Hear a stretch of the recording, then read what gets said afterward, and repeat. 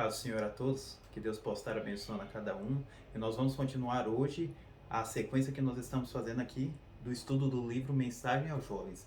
Eu vou ficar aqui com o resumo do capítulo 13, 14 e 15, e ele vem falando um pouquinho sobre pecado, sobre perdão. No capítulo 13 tem como título: A tentação não é desculpa para o pecado.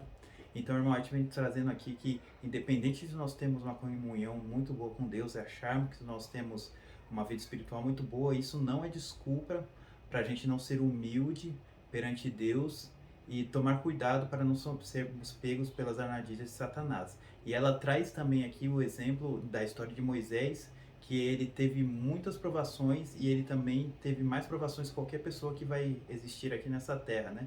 E mesmo assim, ela vem falando assim que a tentação mais forte não pode desculpar o pecado, por maior que seja a pressão exercida sobre a alma, a transgressão é o nosso próprio ato. Então, ela fala que Satanás pode agir nos nossos pontos fracos, mas ninguém pode obrigar você a fazer um ato ou não, né? O inimigo não obriga você a fazer, ele só te tenta.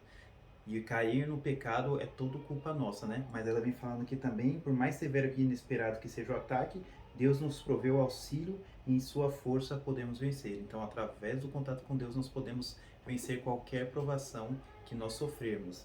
Depois, no capítulo 14, vem falando sobre fortaleza, né? E vem falando que Satanás tenta a cada momento trazer que os filhos de Deus se esqueçam de estudar a palavra de Deus e estar em comunhão e oração, que aí sim ele consegue jogar a sua sombra maléfica em nós ali e nos afastar totalmente de Deus e nos pegar, né? Mas já que ele faz isso, então qual que é a nossa força, né? A nossa força é o Senhor, né? E através aqui de Jesus, a luz do mundo, nós devemos nos revestir aqui da luz de Cristo e assim seguir os seus passos, né? Ele fala que ó, Jesus é a luz do mundo e deveis mudar a sua vida segundo a sua.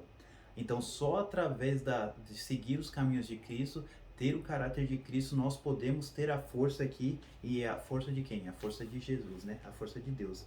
Então, vem falando aqui, ó, que Deus nos deu o seu melhor dom, o seu Filho unigênito, para que, revestindo-nos da sua própria perfeição de caráter, elevar-nos e enobrecermos e habilitar-nos para o lar em seu reino. Então, através de colocar Cristo em nossa vida, seguir os passos de Cristo, colocar tudo aquilo que ele falou em nossa vida, né? Seguir esses passos, nós podemos aqui ter essa fortaleza contra as artimanhas do inimigo. E através disso, a cruz de Cristo vai ser refletida através da nossa vida. E no capítulo 15 aqui, vem falando o templo da alma.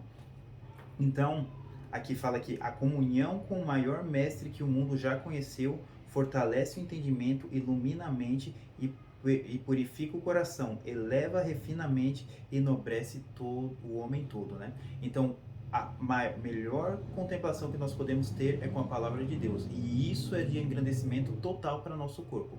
Através do estudo da sua palavra e da comunhão com Deus, todo homem aqui é dignificado e enobrecido, né? Através do Espírito de Deus. E depois fala que o ideal de Deus, né? Aqui ele vem falando dos jovens, né? Que professam ser cristãos, mas na verdade não são, né? Ó, ele fala assim, ó, não se adiantam no conhecimento nem da espiritualidade, suas faculdades definham e em vez de se desenvolver, mas as palavras do salmista aplicam-se ao cristão genuíno, que as palavras eram a exposição das palavras da luz, dá entendimento aos simplices. Então, as pessoas simples aqui, através da palavra de Deus, elas são engrandecidas. Mas através do momento que os jovens, aqui tratando para nós, não temos um contato com a palavra de Deus, o que? O nosso conhecimento e espiritualidade vai o que? Definhando, né? Depois ela vem falando aqui sobre altares profanos, né? Então ela vem falando que os jovens que professam ser cristãos, mas só são cristãos no nome, né? Não em atos, né? Então eu falo que eu sou cristão, mas na verdade eu não sou. Eu só falo que sou cristão de nome, né? E aí vem falando, o templo da alma está repleto de altares profanos, leituras frívolas, conversas fúteis e prazeres mundanos ocupam tão completamente o espírito que não fica espaço para a entrada da palavra de Deus. A mundanidade, a frivolidade e o orgulho tomam lugar de Cristo que deve ocupar a mente. Então aqui, através desse tipo de cristão, desses tipos de jovens que falam que são da igreja, mas na verdade não são, só são de nome, por causa que sua mente está nas coisas do mundo, tudo que faz é para o mundo, leem as coisas do mundo, falam coisas do mundo, seu pensamento é do mundo, eles são o quê? Cristãos só de nome, e Deus não está ali com eles, né? E vem falando também aqui, ó, a degradação mediante a condescendência sexual, né? Então, através dos apetites sexuais, só pensar em coisas sexuais aqui, isso também denigre o jovem que fala que segue os caminhos de Deus, né? E já que a gente tem tantas coisas aqui que a irmã está falando que são pontos que nós devemos tomar cuidado, qual que é o auxílio que a gente tem nessas tentações, né? Fala aqui, ó. Nenhum homem pode ser forçado a transgredir. É preciso primeiro obter seu próprio consentimento.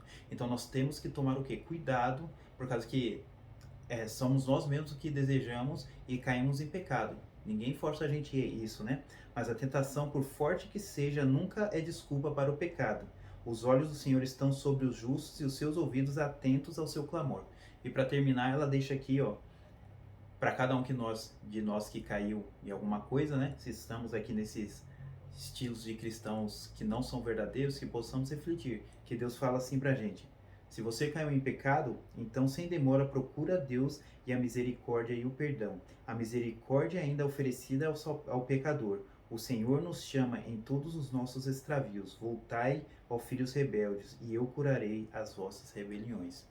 Então, sobre isso que vem tratando os 3 capítulos aqui, que possamos tomar cuidado, por causa que não adianta sermos cristãos só de nome, mas sim no nosso agir, em todo o nosso entendimento e fazer tudo para a vontade de Deus, através do estudo da sua palavra e oração. Que Deus abençoe a todos e até a próxima semana.